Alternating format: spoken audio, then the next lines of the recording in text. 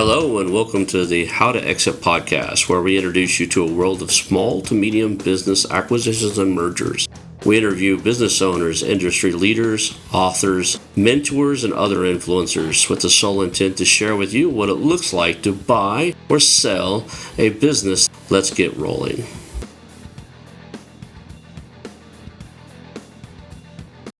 And now a moment for our sponsors. I want to highly recommend you get Acquisition Aficionado magazine. Every month, Acquisition Aficionado magazine brings you tactics for business buying and selling you won't find anywhere else. Learn firsthand from industry leaders who share their success stories, featuring in-depth interviews and stories from leading figures in the business acquisition industry. This multi-platform mobile magazine speaks to acquisition entrepreneurs wherever they are in the journey. And I want you to visit acquisitionaficionado.com today. Hello, welcome to the brilliant, my friend Ronald Skelton's How to Exit podcast. My name's David Green, and we have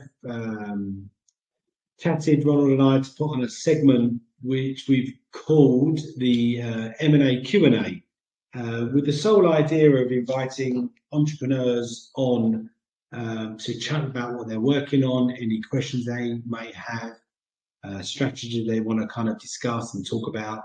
And it's our first time doing this, and we think it could be a cool idea, just to reach out to an audience and say, you know, you're not alone. Other people are doing what you're doing. This is some of the stuff that's puzzling them.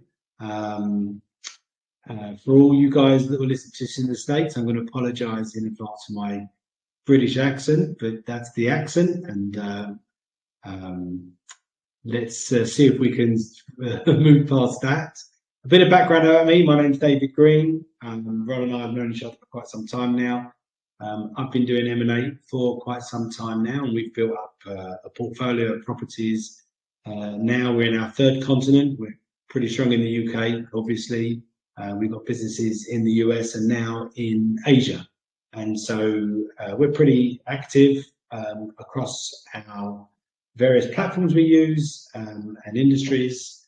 And we just thought this would be a cool idea. So we've got some guests with us today, and we're just simply going to go around and chat and see if we can, I don't know, put out any fires or any burning questions that they may have had, and see how we go. So without waiting any longer, let's bring in Thomas Emmett from the UK. Unmute yourself, Thomas, and let's get going. My passion is building groups of SMEs, and I want to ask you, when you build a group of SMEs, have you found any particular businesses that surprisingly play very well together? Yeah, do you know something?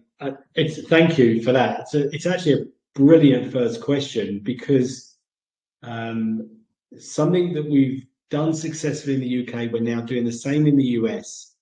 And that's anything in the service space. Because when I say service space, it's business owners that have mechanical businesses, HVAC, electrical companies. They're normally owned by an older guy, someone who was a really good engineer and then went on to just be wanted by, people he'd served before, and they said, oh, she, let's have more of you. And so they had to get guys in to help them with the influx of work. And I'm a big fan of the B2B version of that. I just think when you're in the B2B space, you just tend to get far more contracted work, far more repeat business. That in itself will add value to that offering. And generally speaking, what happens is when you are in the B2B space, you're going to find that your avatar is either a buildings manager, a facilities manager, someone who looks after multiple sites. And you will find that if you own, let's say, an electrical business, when they put their phone down to you because they've got their company in to solve the 5-year testing or the LED upgrade, They're now on the phone to someone because the condensers are broken on the air conditioning units on the roof, or the filters need changing. So it's super smart to say to that customer, you have got that goodwill, which is largely the biggest asset in that business. You're going on and saying to them, hey, guess what? We now can do air conditioning because I bought an air conditioning company. We can now do your air conditioning. And if your relationship is good enough, you're now leveraging that relationship for more work. And as well as adding the smart move of buying companies and putting them into a holding company, you are subsequently double downing on that capital event by saying, I'm getting even more work. And what happens is, some years ago, I stopped hiring sales managers. Evidently, I'm a really, really bad employer of sales managers for whatever reason. I don't know why. I know sales really well, but I've literally just burnt many, many thousands of my children's inheritance, many thousands, by trying to employ sales managers. And for me, it's never worked. But actually, once you buy a company, you just have what we call business development managers, and their remit, their brief is to just go and be and hang around customers. And I just think if you understand that space and you're in that space, go and buy complementary businesses in the service space, because it's the easiest cross-pollination of anything I've worked on. Honestly, more than anything else, because they all need every single service for their building. They all need their lawns cut. They all need those being maintained. They all need their lifts serviced. They all need their BMS systems and for controls and stuff like that. They need all of that stuff. Legionella, all this stuff, water temps, they all need it done. And so you've literally got like a customer times 5 or a customer times 6 for every single service. And so the amount of times you can cross-sell just by having, my latest example, we did a piece on LinkedIn, was we recently acquired a commercial decorating company. We didn't do a big marketing campaign. We didn't do anything fancy, a new website, nothing like that. We just got the group that we put that into, we just got them, we just got our senior team, if you like, just going out with the retiring owners of the company we bought. And in under 2 weeks, off of the new customer base, an existing company that we own won an £80,000 electrical install job. Because you've got a customer base, you're just basically saying, oh, hi, we've recently just bought you, this is what else we do. And it's inevitable they say, oh, great, because we use this company, they're useless or whatever, we got too much work for them. And they just give you an opportunity to quote. And it happens time and time again. So I would say the service space, but I'm particularly passionate about commercial, because they just don't need to do, if you're in the B2C space, you just don't need as much, and there's just not as much repeat opportunity. So for me, I think that's head and shoulders above. Not that the others are bad, but I think if you really want to hit a sweet spot with both an unlimited amount of acquisition opportunities, but as well as cross-selling opportunities, for me, that's the best one. Thanks, Thomas. Okay, Clémence. Oh, we've just had someone else join us. Hi, Sham. If you just wouldn't mind just staying on mute for a bit, we're recording live. So thanks for joining us. Oh, you are amazing. Clémence, over to you. Okay, maybe just a quick intro. My name is 𝐦𝐨𝐬𝐞. Oh, your sound's not great, Clem. Partner. Oh. Let's mute you. Figure out what. Is it okay now? I'll try. Let's mute you for a second. Figure out what that is. You might need to just find a headphone or something. Let's move on. Luke, I've got you next on the screen. Clemens, if you switch off the noise cancellation, this may improve the sound.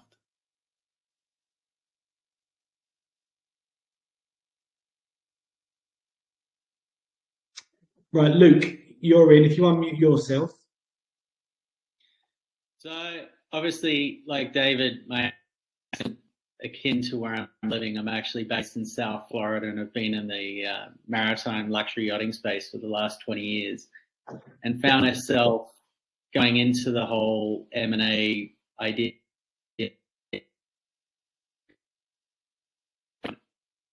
I like the idea of being around people and done that. If you had to pick one thing, what would be the biggest mistake most people tend to fall into, or the biggest pitfall when they're first getting started? Similarly to Clemens, the sound, we lost a little bit of your question, but you're talking about, so newly into M&A. Yep. Okay. I mean, I talk about this a lot when I get invited. People kindly invite me to chat about this. I think a fundamental error that is made by people that are obviously super keen to get going, and they call it getting your first deal over the line, and they focus on that. And for me, that's a huge mistake. Actually, I think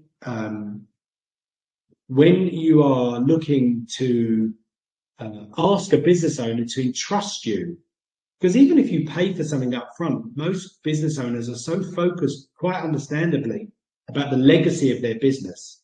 Now, that doesn't even take into consideration any kind of deferred payment plan, any kind of deal structure.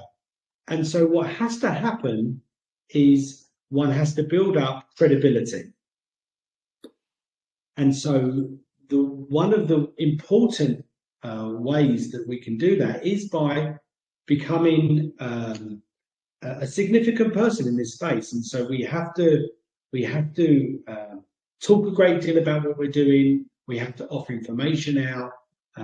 We do it daily. We feel like we are a person in an M&A community, because when people are looking and checking you out, that they can see you're not someone who's just playing at this and you've got no credibility or no footprint.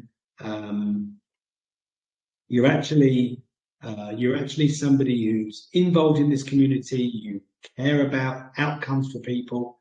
And so I would always say to somebody, get your branding right, your presence right, define what type of investor you are. We talk a lot about that. And then the other thing, which is far more important, than I've had it so many times, I've had people say to me, I'm working on a certain project. Great. What else are you working on? Because it's really hard. It's really hard to get a merger or an acquisition done. There's a lot of moving parts. And so you need to be having lots of conversations. And they're the two, I think, consistent mistakes that people are making, where they're not focused on getting their own branding right. So, and LinkedIn is a great tool for that. Just constantly talking about what you're working on, what you're interested in. It could be, if you're in the tech space, keep talking about what's the latest thing out. AI is an obvious one, which is beyond me, but it's a great opportunity to just share with your audience things that you think will help them. It's really important. Would you say, not so for anybody that's kind of starting out, it's not so much the deal itself, but it's building yourself up and building your confidence up and having the conversations would be the biggest mistake people are, they're going about it the wrong way.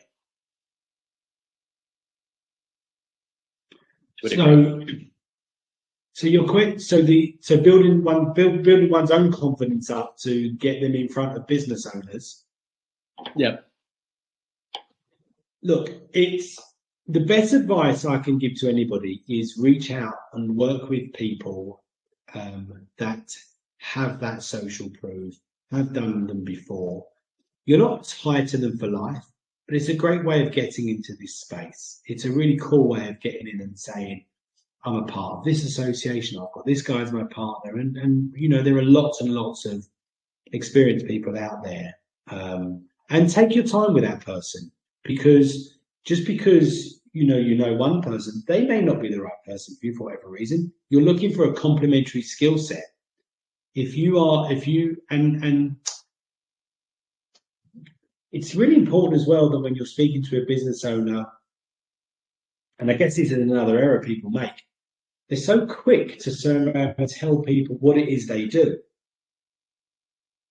But what it is you do may not be necessarily what someone needs. And so put a lot of energy into finding out what is someone trying to achieve in the short, mid to long term. It's their business, it's their life, it's their future. We are just passengers at that first brief moment. And so there shouldn't be anything to be nervous about, because you're just basically just getting in front of people and saying, you know, thanks for meeting me. It's always cool to find out about you and your business. It's also cool for me to find out what it is you're trying to achieve in this journey. What is it you're trying to achieve? And so I think you can be anybody to do that. You know, are you looking to grow? Are you looking to exit? Are you looking to exit now? Is it a big chunk of change you're looking for? Etc., etc., etc. And you only really find that out by having just really kind of normal conversations, I suppose, with business owners to find out what they're trying to achieve. And of course, reach out to people that you know. You're in I'm sure several communities, and just say to people, I've got this great opportunity. I'm looking for someone who's an excellent marketer. I'm looking for someone who's an outstanding financial engineer. I'm looking for someone who's brilliant at tech. I'm looking for someone who's good at raising capital. You know, just find out what it is that person is trying to achieve, and then see if you're a good fit for each other, and you become JV partners. So I would leverage people that you know. Awesome. Like it. Thanks. Thanks, Luke. Okay, let's move on to Sten. Yeah, hi there, David. Good to be here. It's a lot of questions to ask you, obviously, but just a little bit about how did you initially, the first deal you did, because you've done quite a few, how did you source and structure the first deal? How did it come about? What's the story there? And how has that changed to the more recent deal? And what has been your lessons through that journey? Yeah, I mean, I actually like this question, because I like admitting that the first deal I did was such a spectacularly bad deal for me, to the point that, like, it started off really well, but you know, I borrowed really badly, because you know, there's that old saying, you just don't know what you don't know in life, and you just learn it as you go along. And I guess if you back yourself as someone who's, you know, persistent and hungry, and failing's not an option, then those mentalities, or that mentality, just forces you to teach you better ways of doing things, because nobody wants to keep doing things really badly.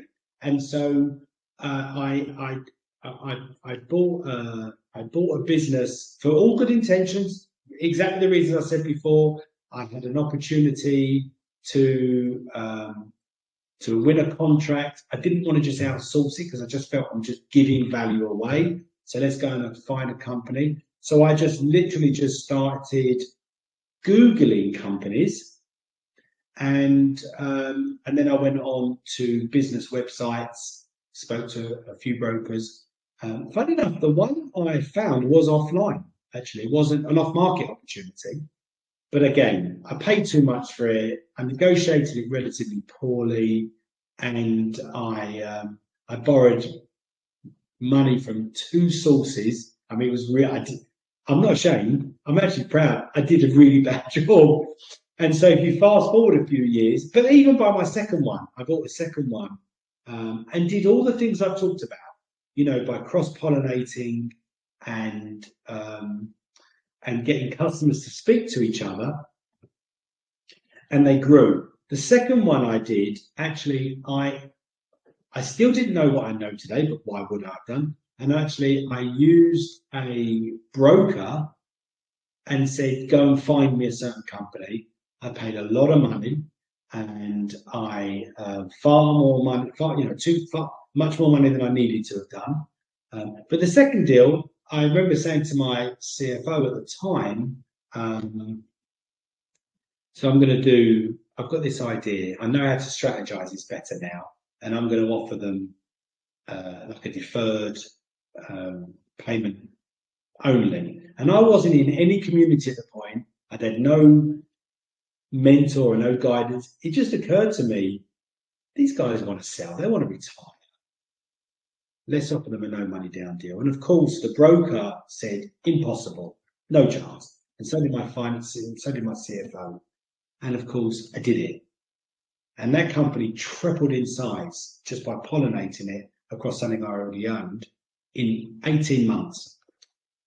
And then you just get better. So instead of having, then we used to use lawyers, spent 22,000 quid with, you know, thick files, 80 pages long.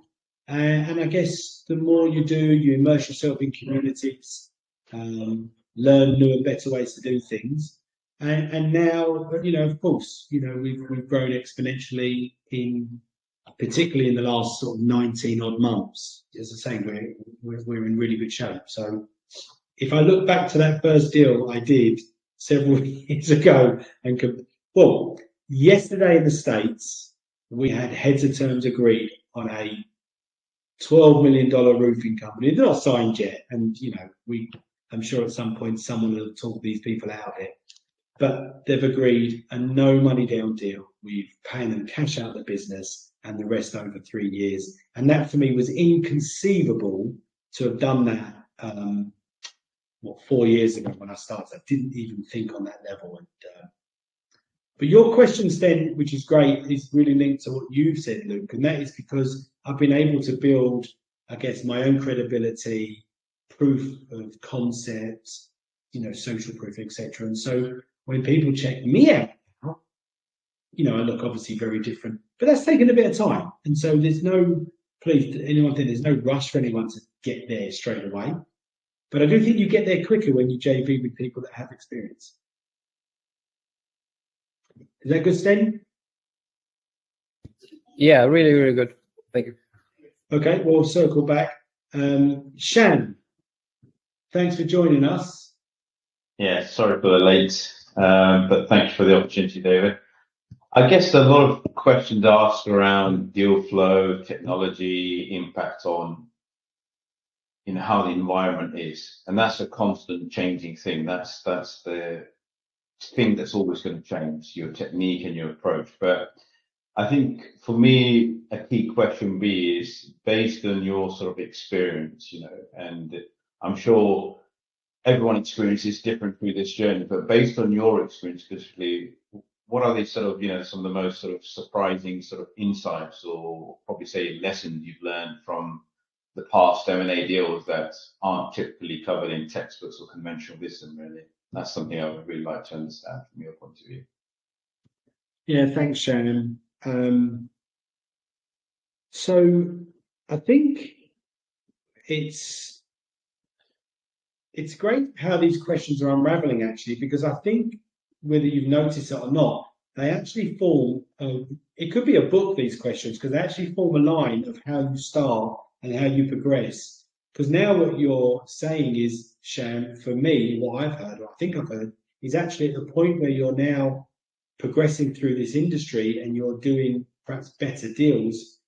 I think, whereas when I first started, if I did growth opportunities for partnerships, so we might take some equity off somebody, we don't want any value behind it, but we do want a fee off of people. And I think probably 2 years ago, or 20 months ago, I would have been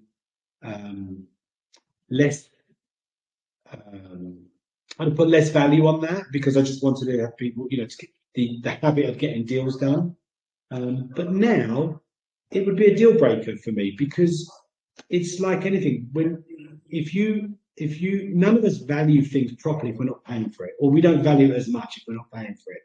So one of the biggest lessons I think I've learned is that value of if we're not buying something outright, if we've got a group, and we had 2 meetings about this today, we've got a pretty exciting growing digital marketing group, and I had 2 other meetings today with business owners, and what we're saying to them is, if you're not ready to exit yet, great, let's have some equity from you in our group. That will add value straight away because of the aesthetic, if you like, of being part of a bigger group. But we don't want any value behind that. So if your company's currently worth $1 million, your 70% is going to be worth $1 million, and we make our group top co-equity valueless. It's arbitrary. Great. So you've now got an experienced M&A guy as a partner who brings with him CFOs, who brings with him marketing skills, deal flow. We've probably got around the world now, or sorry, 3 continents, 115, 120 live opportunities. We bring all that to the table. You're going to have to pay a monthly subscription to be a part of it, because if we don't, your skin's not in the game. You've got all of our infrastructure. We're keen to grow the equity value, so our equity isn't arbitrary. But if we're saying to you, no, there's nothing, you're not paying anything, then I just don't think we get the same kind of energy and focus, sharpened pencil, I might call it, from our new acquired business partner. So the evolution of when you first start to as you go along, I think you should become a bit more bullish about certain criteria in the relationship. I'm hoping I've answered it correctly. You said tech, and I switch off when I hear the word tech, but I think that's what I heard, Shan. Feel free to kind of correct me if I've not answered correctly. Yeah, no, I think you've answered it in a way that's you've answered it in a way that makes logical sense. But I think there's a lot of things that you have to go through certain hoops. You got to do get your messaging right. You got to get your target addressable and service addressable market of your resonance of your own brand, your digital presence. But my question was, from your sort of conversations you've had with all the different business and business owners, what is the conventional wisdom? And textbooks don't cover that. They cover about how to do a deal potentially, or how to value a company. But mine was more understanding your own personal brand of understanding of what typically textbooks don't cover, and what's your experience been like? Pretty much putting into David Green's matrix of their mind of how things go through and what you've learned and what you've matured is what I'm trying to understand from where you were. That was more my question. Yeah. Look, I mean, people could potentially accuse me of maybe being a bit of a one-trick pony, because I've kind of used. I'm quite passionate about connecting with people, and I think what you're basically saying to somebody, we were talking about this earlier. What you're basically doing is you're affecting change. You're making a change. You're trying to make a change from someone's current reality to the reality that you are trying to achieve. And it's impossible to do that. I think it's impossible to do that unless you build up a connection and rapport with somebody. Even if someone says, I want $1 million for my business, you agree it's worth $1 million, and you give them $1 million. I think if you haven't built up rapport, the deal won't happen. So because people in the SME world, it's not like the corporate world where they want to trust you. They want to know, great, I've got my money, but what's that going to happen to my customers, my staff, my suppliers? Because you don't seem very connected.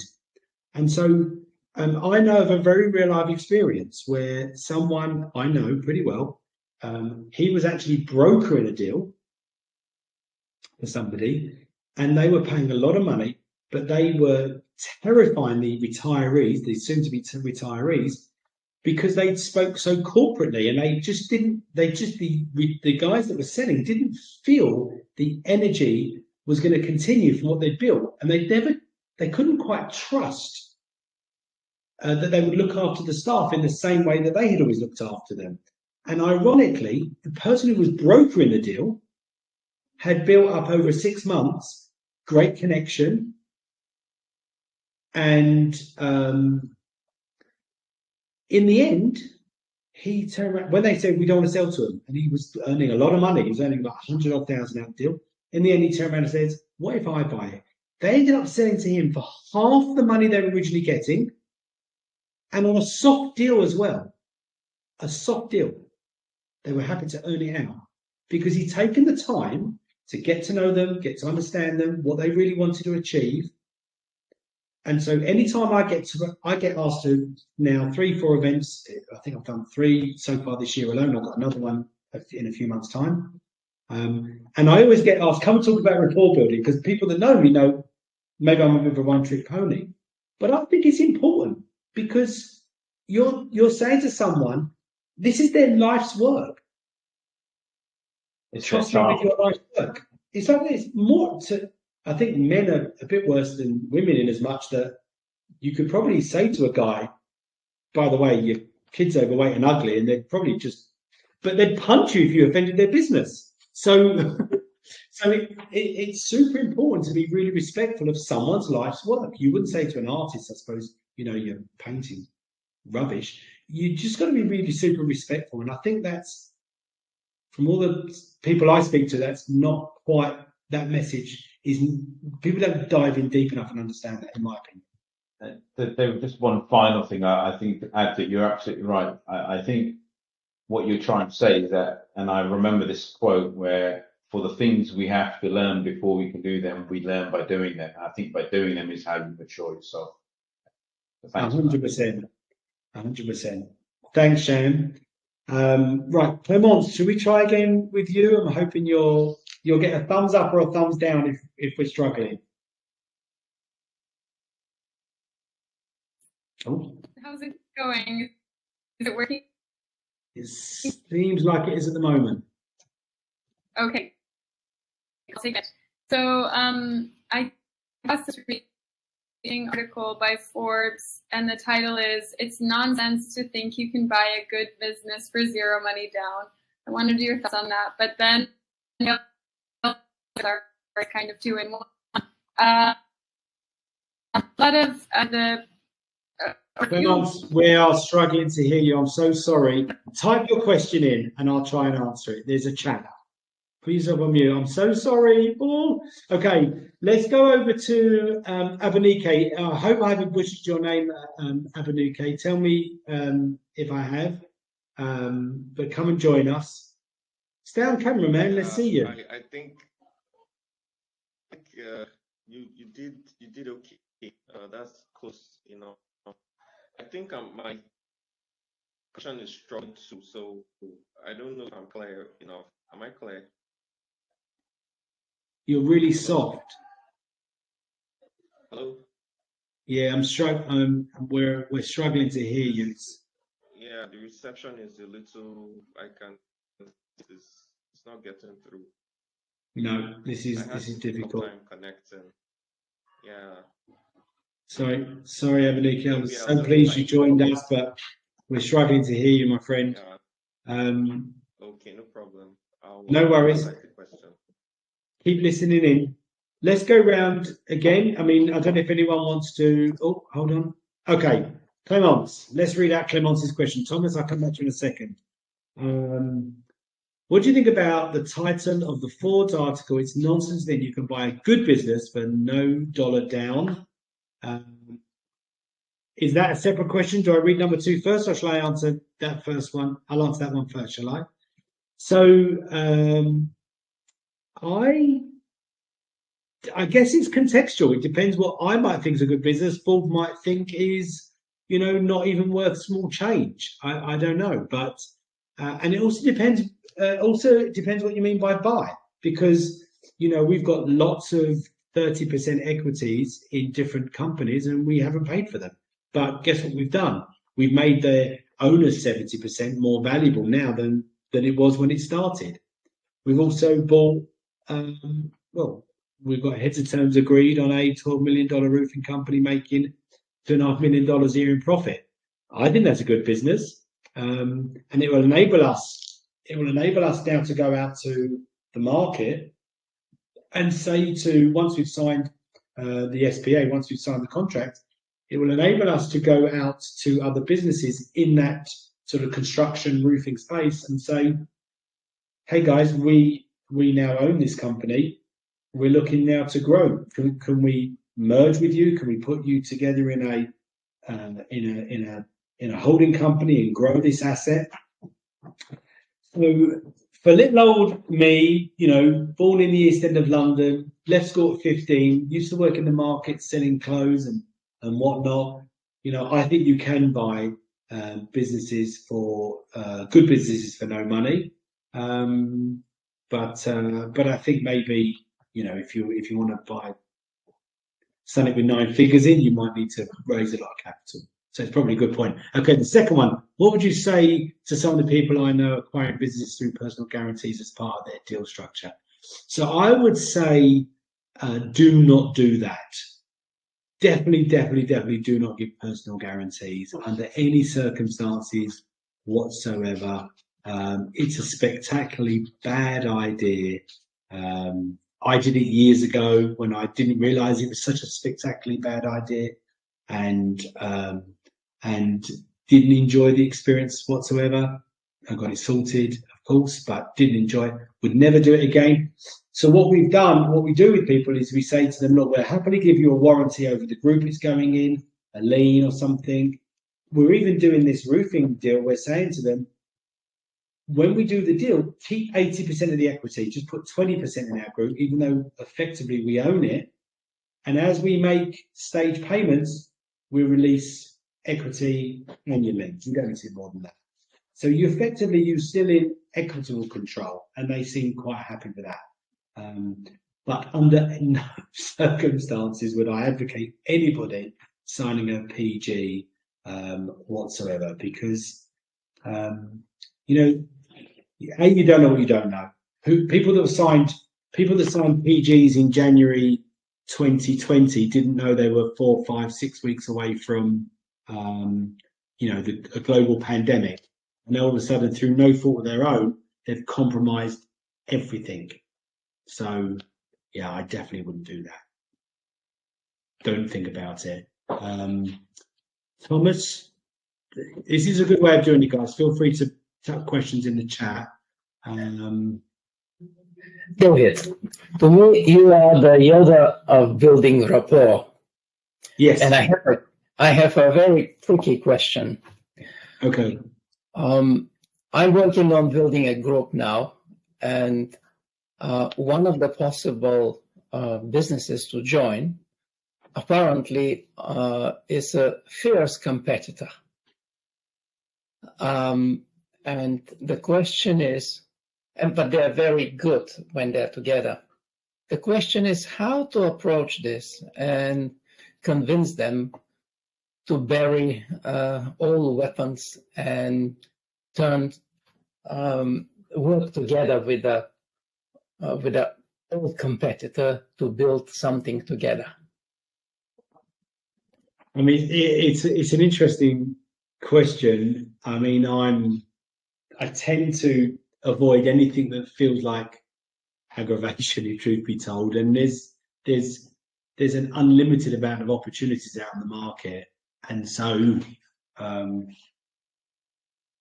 I would tend, because you just don't know, something could erupt again, couldn't it? And so you know, we know about crises around the world.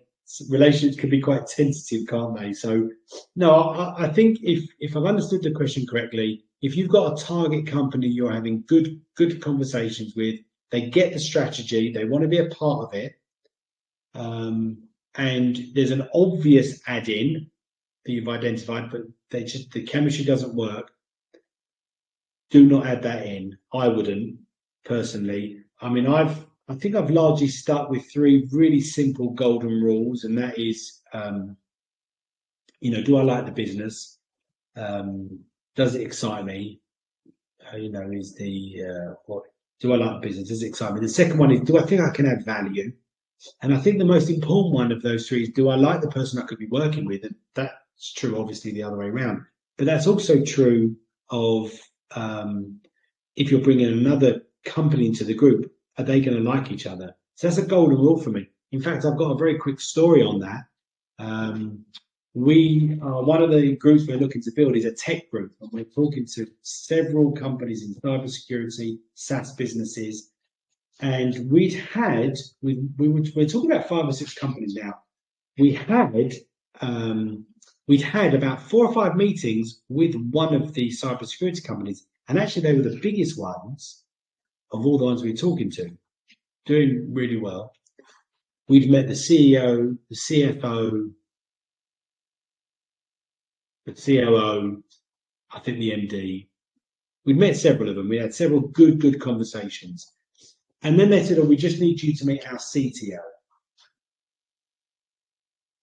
And that meeting finished, and then myself and the partners that are involved had a meeting afterwards. And they started between them on the Zoom strategizing about the next move for this company. And I said, guys, stop right there. We're not pursuing it with this company, because I can tell you, talented as this CTO is, no one will get on with him. Nobody will get on with him, and he'll upset the other partners. And we can't afford for that to happen. And so, you know, there are some things for me are non-negotiable. And if someone comes in with a bit of an ego, a bit of an attitude, I'm the cleverest person in the room, all that stuff, you know, it's no good to you. So I would avoid, if there's a slightest chance that there could be some toxicity in a relationship, whether it's you and an owner or them and another owner, do not do it. It's just not worth it. It doesn't work, actually. Things will generally just fall apart. Okay, I've got another question here. I think this is from you, 𝐦𝐤𝐤𝐞. What's the best way to, I'm guessing that's net or bet, no SBA financing. What's the one thing that would make angels rather than interest in financing your deal? How would you avoid giving personal guarantees? Most lenders require personal guarantee for loans. Okay, so look, it's quite a broad question there, and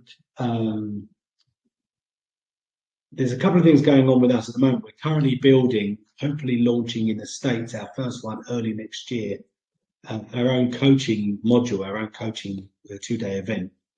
And we were going through this very thing yesterday. You have to identify firstly what type of investor you are.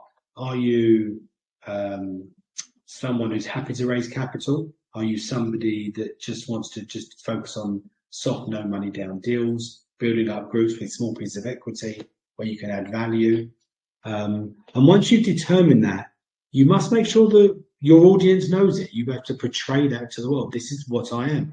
Don't say you are someone who buys companies if you are acting as a, I don't know, an associate partner that's bringing stuff together.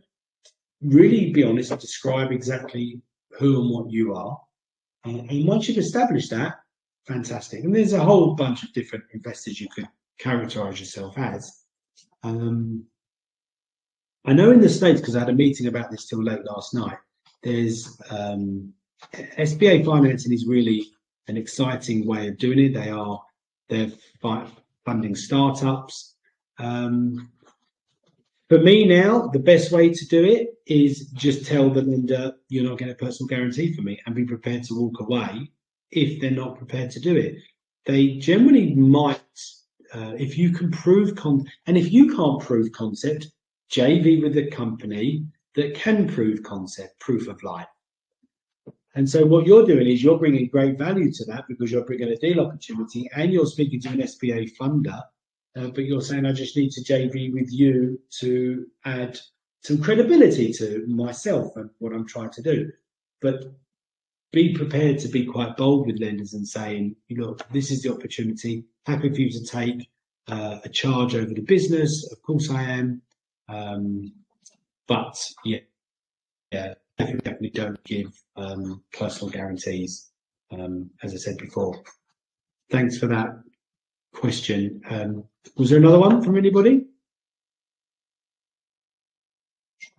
Cool. Luke. This throws it straight back in your court. Obviously, you don't know what you don't know when you get started and all this sort of stuff. So with the skills that you had when you started out, what do you think has been the most beneficial that you've learned? Or do you think someone, or more specific to you, what do you think you've learned that's been beneficial to you? Yeah, look, cards on the table. I haven't been unsuccessful in this space, and I think I would put that down to my ability to really connect with people and be authentically interested in people's lives and their businesses. And I think people that work with me that are, you know, particularly good at deal sourcing and particularly good at maybe the financial engineering will be the first ones to admit that actually the power bit is connect with people, really. And it's important to remember there has to be some authenticity in this. There's no point just faking it and then you get to the next meeting, you know, you've met, someone's connected with you and said, oh, I lost, you know, I lost somebody, I lost my dog, or I lost my aunt, or whatever. And then you meet with them a week later and you've forgotten all about that. And you're saying, oh, how's your week been? When you know that they've been, you know, that just shows your someone's lack of authenticity.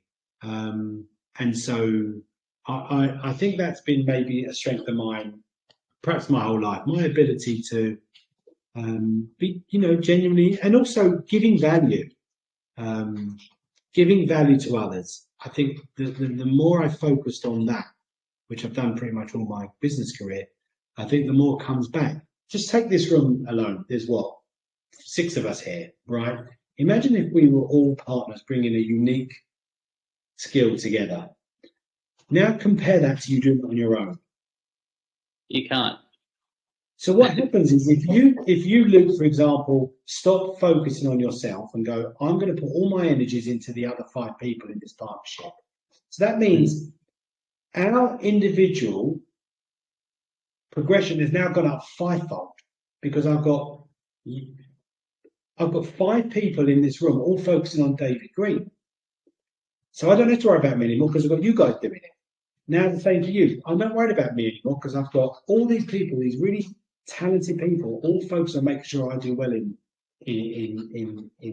my space. So instead of one person fighting for themselves to do really well, you've now got 5 people. It could be deal sourcing, financial engineering. Someone might be good at capital raising. Someone's really good at negotiation. You go, I'm really good at whatever, you know, deal sourcing, let's say. And so all of a sudden you've got all of these skill sets focused on you. So you don't have to worry about you anymore. So I would say that's a concept I've known perhaps throughout my career, and I've championed it in businesses I've owned. To just don't be self-serving. Just work with people you really respect. Work with people you think will add value back. Would you also say be willing to walk away? Pardon? Would you also say be willing to walk away?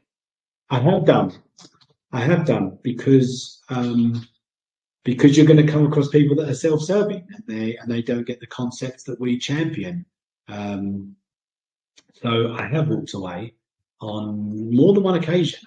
You know, I mean, one example of me walking away was I'd agreed 2 deals myself, brought in a JV partner for complementary value, that they could complement the things I was doing.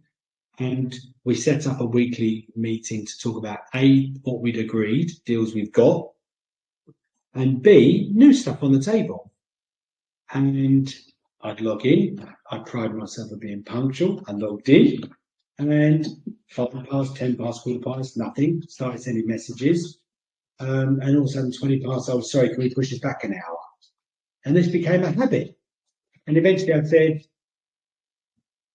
you're not my partner anymore, because you just have this idea that your time is more valuable than my time. And it could be something as simple as that just doesn't sit well with me. I think integrity is everything in life, let alone business. And so if you're going to JV with someone, I think it's important that you offer the best version of you, constantly give that, and take yourself away from that situation if you're not getting it back, rather than trying to get someone to change. So I've walked away from several, yes. Thanks, Luke. Clemence, what are some common pitfalls during the due diligence process that can derail a deal, and how can that be avoided? So one of the obvious ones is value. I have a lot of fun sometimes when a business is worth, say, $500,000, and they say, well, I want $10 million. I often say to them, and it does make them laugh, it breaks the ice.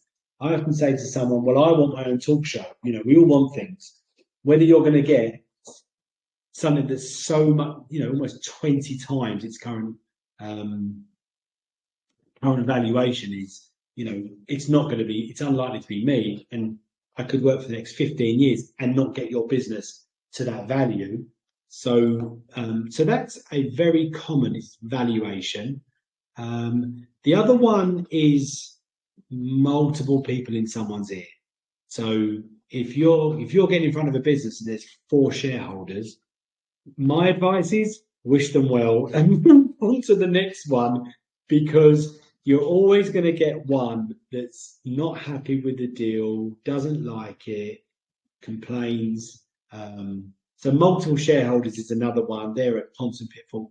How to avoid that? Don't get involved. The most we've ever done is 3. And yeah, that wasn't easy, but we had strategies that got us around it. We were raising capital, etc. 1 is fantastic, 2 is manageable. But certainly, when you get to multiple business owners, it's a problem. Funny enough, I got an email yesterday from somebody to tell me that a business we were looking at last year was a recruitment company. They were struggling, which all recruitment companies were at the time. I think some still are to a degree. But we offered them a structure which enabled us to get it into a group, help it grow, and they could have some shared profits. And they had this idea, they wanted 150,000 quid. And again, I said, look, I want my own talk show. We all want things, but would you pay 150,000 yourselves for this? Would you? And they both say both. There was 3 of them, and they all agreed they wouldn't. But they couldn't get past the way we were structuring it, which would have been the best outcome for them. And I got an email yesterday to tell me that company had now gone into administration, which we could have helped them avoid, just because they couldn't get past. And there was 3 of them, and there would have been one of them, and I know which one it was as well. There would have been one of them that would have been nagging away at the other 2, both super keen to do the deal we put on the table. So multiple shareholders is often a problem. And yeah, look, you've then got to overcome their lawyer, their advisor, their best mate, their friends at the golf club, their friends at racquetball, their accountant, their husband, their wife, all these experts who have never bought or sold a company in their lives, all of them giving them great advice, which is often not the best advice for them, but people just readily give advice, which is why this space is not easy. It's not. So, but that's hard to avoid, and just don't do them maybe, because if you go down a route, the inevitable could happen. From Sten, how do you structure those partnerships? So you would put, the way we do it for most cases is, when you create a group that you're putting a company in, and say you've got 30%, you simply just you make your own special purpose vehicle. So you might have Sten Holdings Limited. So instead of you being a shareholder of that group structure, make your Sten Holdings the equity holder of that structure. And that just keeps you a little bit of arm's length from the relationship in many ways, because your company's a shareholder, not you. But that's how we structure it. But there's, there will be other ways, but that's how we do it. Cool. Any other questions?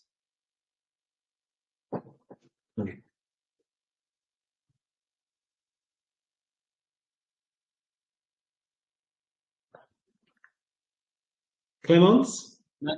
Clemence, you try one more time. Are you typing? Are you really going to try and speak? Let's see if it works. I was asked how no. You type away again. I'm hoping they can edit this well. Luke, did you have another question? Don't worry if you didn't. I thought you were. No, I did, and then I realized. Obviously, knowing your buy box is one thing, but are there any industries that you would not go near, like government or? Not necessarily government. I had a meeting with a guy about a month ago, and he had I think it was like a visa processing company. So my brain automatically goes whenever I'm in front of somebody is I need to identify what I call the low-hanging fruit, or what we all call the low-hanging fruit. So remember I talked about with Thomas's question earlier, what do I think is the best one? You've got B2B facility companies that need all those different services, buy the different services and get them all talking. Great. So low-hanging fruit, because you just win. There are win-wins all across the board. When you're talking to companies that you're struggling to, so I was offered a guy that owned a tailoring business, and for the life of me, yes, you could buy more tailoring businesses, but for the life of me, A, I don't wear suits. B, I couldn't get excited about that, and C, where's the added value? Where's that quick cross-sell pollination? So anything, and it's quite subjective because someone may have been brought up by a tailor and go, oh, I really love that. It's been my lifelong passion to own one.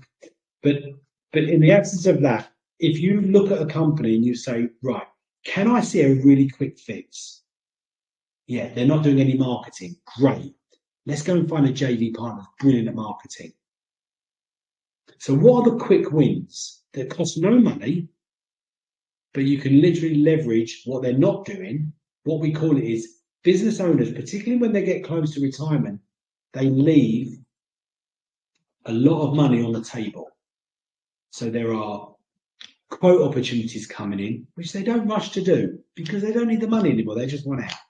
They're disengaged, they're switched off a bit. And of course, someone who's younger, hungrier, more energy, wants to grow a group, all of a sudden you ruffle all the staff up saying, hi, you've met me now, I'm the new owner. We want to do great things here. And all of a sudden you re-energize the place. And we've done that multiple times with retirees. And you just see revenue grow pretty quickly, actually. So, yeah, that's, there's another question that's come in. Oh, Clemence, with a dodgy sound. How has your vision grown since you started in M&A? So massively, to the point where I started on my own. I told you the first one I did, I built a company that borrowed loads of money, did a really spectacularly bad job. But that was like a £500,000 HVAC business. The second one I did, which was a really good job, was a little £300,000-400,000 electrical company.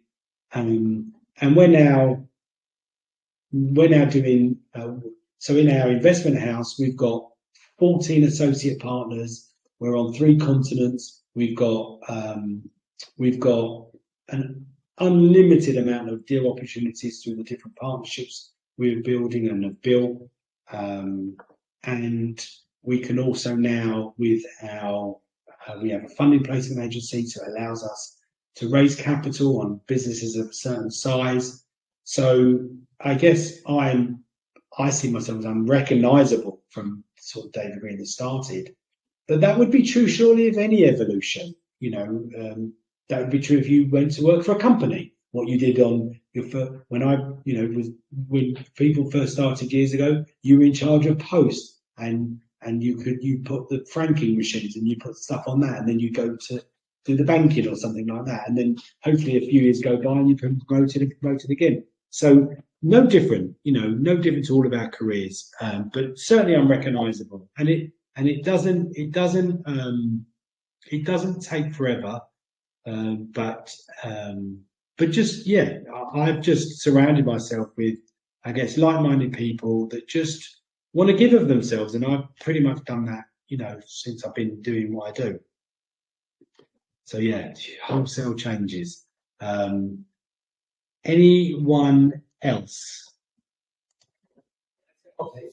Just ask quickly, what are things that you are currently looking for or, need from the community and stuff like that? M&A community. So we are, we're in, just probably 7 or 8 different industries now off the top of my head. And honestly, nothing. We're always looking for more associate partners to come and join us, but people have to exhibit certain characteristics and qualities. I've turned people down, and if that offends, we don't mean to, but we've built a pretty cool infrastructure, and also I've had people inside this community, and I've also got them out of the community. And that's just because, for reasons given earlier, surround yourselves with people that care about you and are on the same, have the similar visions to you. This is not much different to a marriage. Most people will know or have experienced those bad relationships in life. And we're saying, just surround yourself with people that just have those shared values, shared goals. There's no point if you want to be someone who just only wants to focus on no money down deals in the facility space, partnering with someone who has a way of leveraging money in real estate. You're just not aligned, and you're both good at rapport building. That makes no sense. But if you're someone who's outstanding at tech, but not very good at closing, not very good at the financials, surround yourself with people and that's largely how I built, I guess, our tiny little investment space, I guess. And that's, the best advice I can give there. Just surround yourself. And also, I don't think you need loads of partners. I think just find a handful of people that you work really well with. And one step at a time, really, just one step at a time. I don't think you need loads. I think that's nonsensical, because as long as you know who you are and what you want to achieve, and then you find someone who complements that, like I say, if you know how to do most of the stuff but you don't want to do the financials, find yourself a partner that does all the accountancy stuff, all the financial engineering, and that's it. You don't need anyone else.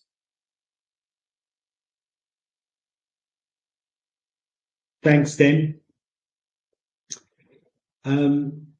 Any other questions before we wrap this up? Great. I'm just messaging to say we're almost done. Guys, look, thank you so much. Thank you for being our guinea pigs in our first M&A Q&A.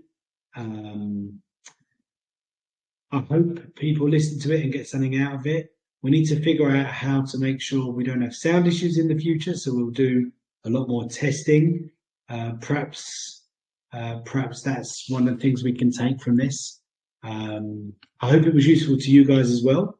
And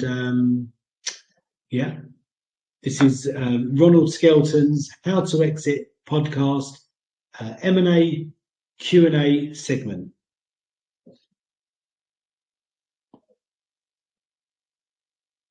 Okay, we can talk freely now until Ron stops the recording. I've told him we're finished, so he'll log on in a moment and stop the recording. And we can talk freely because the reason I counted down to 5 is so they've got something to edit and cut off from. But thanks, guys. Thank you. I think it actually. Yeah, we can't. Yeah, that's fine.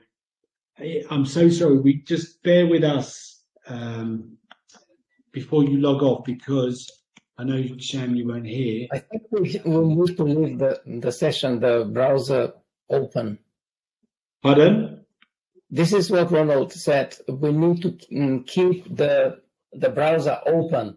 because Okay. the recording is local and he needs to trigger something. Okay. So if people want to leave, they can leave. Is that right, Thomas? Yes. Fine. Just- Okay, I'll keep the They can leave. browser open. But I think everybody has to get the computer open until the recording stops, or Yes. even just after like the upload. Yes. I guess the screen will change. I've messaged him. I'm sure in the next minute or so he'll see the message and he'll just log back on. Yeah, I just don't understand why I don't have. He's made me a partner in his How to Exit, and he couldn't figure out why I couldn't be an admin. So if Ron couldn't work out, it's my fault. Can we not leave the session, or you mean just leave the session and leave the browser open? I'm confused. Just leave the browser and we need to WhatsApp him that we are done so he can. I've messaged him already. Okay. Mhm. Okay. Till next time. Thank you, everyone. Yeah. Thanks, guys. Sten, how are you Yeah. doing? I'm all right. Keeping So- busy. I had a really interesting meeting last night in the States with a guy that we're partnering with on a couple of things. And Yeah. he has a big oil and gas background. And so we're really keen to get Romeo on a call. Yeah. He's in Turkey, but he said it's accessible, so we can do that. Does this oil and gas guy have access to funds as well, or what is his more expertise? Specialist in funds. Yeah, some serious funds in the bees. Yeah. Someone who specialises in it. But I don't think Right. you need that 1.5 billion straight away. You said No, you I need think about you can go in from start. 200, 250, I think, minimum, and then grow from there. I've got a Let's get guy on a in, meeting. Is born, but I had a lot of conversation with some other people in that space, and they have various ideas about this. But yeah, but I think that I got one guy that I used to maybe work for. Friday. What's that, Luke? I was thinking of a guy that's in transport for oil and gas. That was big in that. There's a couple Amazing. guys. Yeah, If feel there's- free, engage, and we'll get them in front of somebody who, again, he's got a funder that specialises in this stuff. What are they? Do you know what their box? I don't know whether this guy's ready to exit yet, but I know that he just. The problem was last time he did one, he got bought out, and I think most of it got taken in shares, and then the holding company devalued by 75%, so he got fucking burnt. But I know he's ready to go. He's probably going to be ready to go again. What does he need? Then? So, What is he looking for? yeah, I think don't know the size yet. just encourage him. Look, he's got nothing to lose. Just have a conversation, so we get to understand what he needs or what he's trying to achieve. Yeah. Look, the reality of it is in institutional raises, probably 95% of them fail. So, Yeah. but that must mean, there is a lot of money that goes into the 5% of requests. So I just think it's always worth a conversation. Always. Cool. Right. Thank you. Always. Thanks, Luke. Next. All right, Sten. I mean, I don't know. Because I believe here I'm out of Wi-Fi. I think so. I don't know what that is. If I need to be on or sit here. What are you working on now? You're working on a lot of things, obviously, but Man, what aren't you working on? so much. This funding thing you have this is it for the new thing is funding you mentioned the Yeah. access funding vehicle kind of thing. What is Yeah. that about? it's a funding placement agency. Mm. So it's a really exciting product we have. Yeah. It's not quite ready for M&A because it's not really raised capital for M&A before. So we need to just pivot the company, which we're focusing on doing. And so we might need 3-6 months, and then it should be. Well, we'll do a whole marketing campaign once it's ready, and we will really leverage it in this space. But it's really it's a really exciting addition to our portfolio.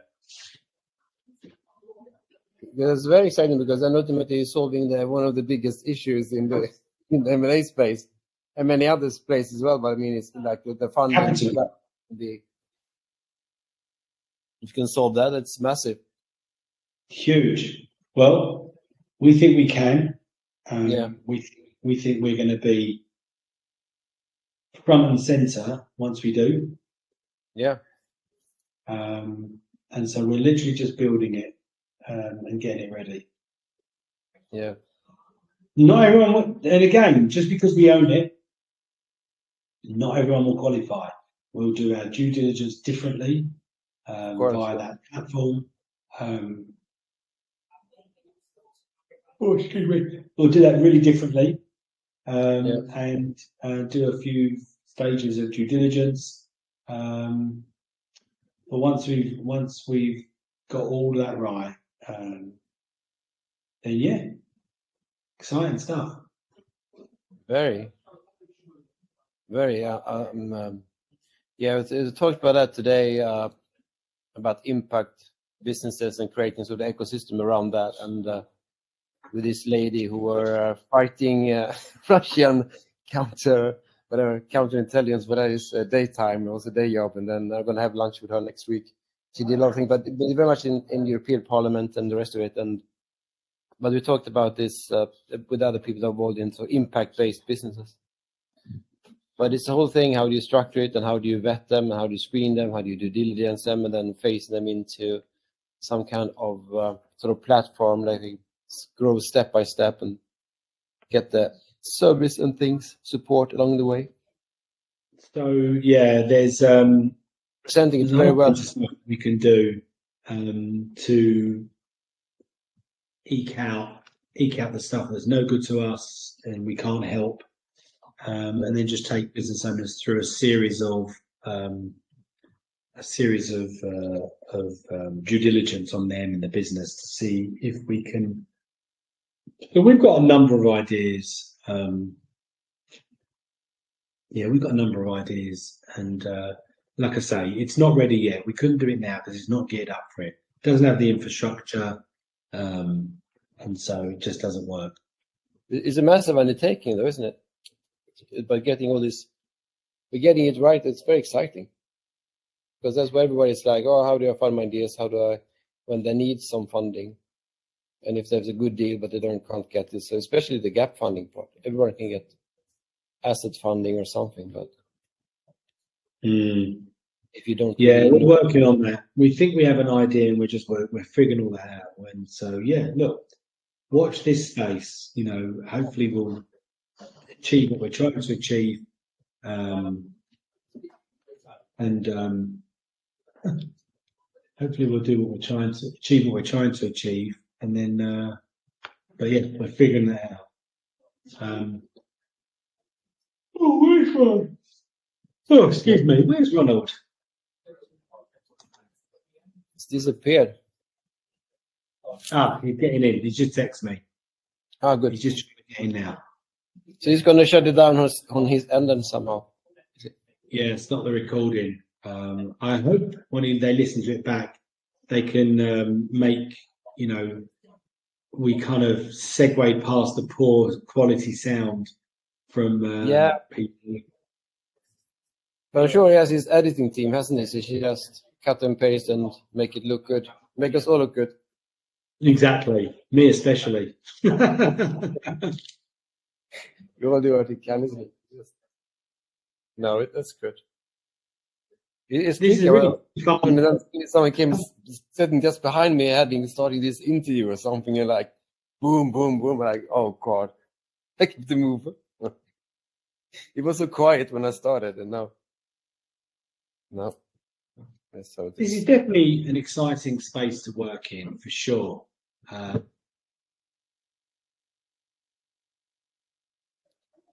do you do this? When you do like legal due diligence and those kind of things, do you have some clever arrangement with the law firm that comes in and does it for a bit of equity or something, or do you just? So not yet, but we're working on that as well for sort of bigger deals. So for bigger deals, we're using lawyers, but we're just putting some parameters in place so they don't tickle. We don't tickle their bellies. Yeah. But for smaller, no money down deals, you just don't really need them. You just got your agreements. You just write them up. Yeah. One of the clauses in there states this offer or this agreement is based on information provided to us at the time of signing. And so you've just got your ways of having to exit should you need to. Yeah. Oh, I'm tired. I'm tired, man. So yeah. That's clever what you've got. You've got an email automated thing that thanks people for their time in a meeting. Yeah, I do it in Zapier. So I realized it's sort of standard stuff, but everybody asks, okay, how do you connect to you then? And what's your WhatsApp and everything, and just send it out. And then I try to make it look as good as possible or good enough. It's more about making things look good enough than doing it look amazing, because it's never going to be super. Very important. It's very important. Really important.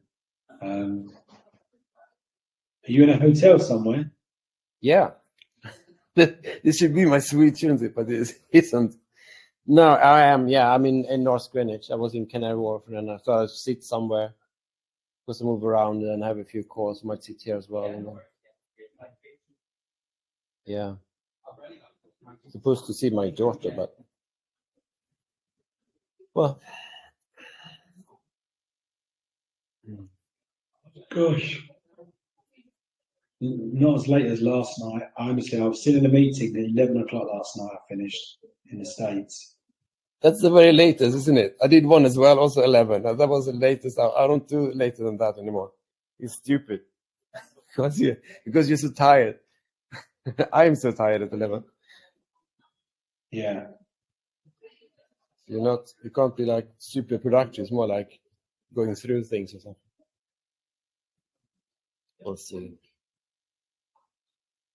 He's struggling to get in. Yeah. But yeah, let's get him on a call. Where is this other guy? He's based in West Coast, East Coast. Because he's gonna be. I think it's like Pittsburgh, which I think is just below New York. Yeah, so East and Coast. New Jersey. 5 hours ish. So like from 12 East Coast. 11 maybe. No, 1 o'clock UK time would be good, maybe. Onwards. 1, 2, 3 o'clock, 4 o'clock. No, even later than that. I have to do my US meetings from 2 o'clock onwards. Yeah. You can do evening time. Yeah, let me do it 2 times a month for you. I have my first meeting like 8 o'clock in the morning. I don't want to make a habit of being up till midnight with these our cousins on the West Coast. No. But from between 2 and 5, that's enough time for the that's fine. I find that's fine. Yeah. Yeah. Australia in the morning, isn't it? I don't do that much. Well, I'm on Zoom to Asia at 7 or 8 o'clock in the morning. Yeah. Because they're like 6 odd hours ahead of us, 7 hours ahead of us. So UAE I literally go. Yeah. I spend the first 2 or 3 hours often on calls in Singapore or Indonesia, and then UK stuff in Europe, and then by the time I get to mid-afternoon, it's US. It's great. It's insane. Yeah, that's the fun part. It's like that you sort of structure different days. I did it. So UAE is like 3-4 hours, 5 hours, isn't it? So you do them in the morning and then US in the evening, and then someone in the West Coast to sort of destroy everything. Do it very late or very early, very late. I've just said to Ron to text me once he's in because I need to go to the bathroom and think my dinner's ready as well. Next meeting. Great to see you, Sten. I'm going to mute myself and switch my camera off. And great to see you, buddy. Thank you for taking part. It's really kind. Yeah, happy to be here. Always happy to support. Thanks. Take care. Bye. You too. I want to announce our new channel partners, the ITX Marketplace. Since 1998, ITX has created $5 billion in value by selling more than 225 IT businesses in 20 countries. ITX works exclusively with IT-enabled businesses generating between $5 million and $30 million who are ready to be sold, and M&A decision makers who are ready to buy. For over 25 years, ITX has developed industry knowledge that helps determine whether a seller is a good fit for their buyers before making the match. ITX Mergers and Acquisition Marketplace we have partnered with has a proprietary database of 50,000 plus global buyers seeking IT service firms, managed service providers, Microsoft service providers, software as a service platforms, and channel partners with Microsoft, Oracle, ServiceNow, and the Salesforce space. If you have an IT-enabled business you're ready to sell, I want you to visit the 𝐸xchangenet.com/marketplace. How to exit. That link will be in the show notes. Visit them now.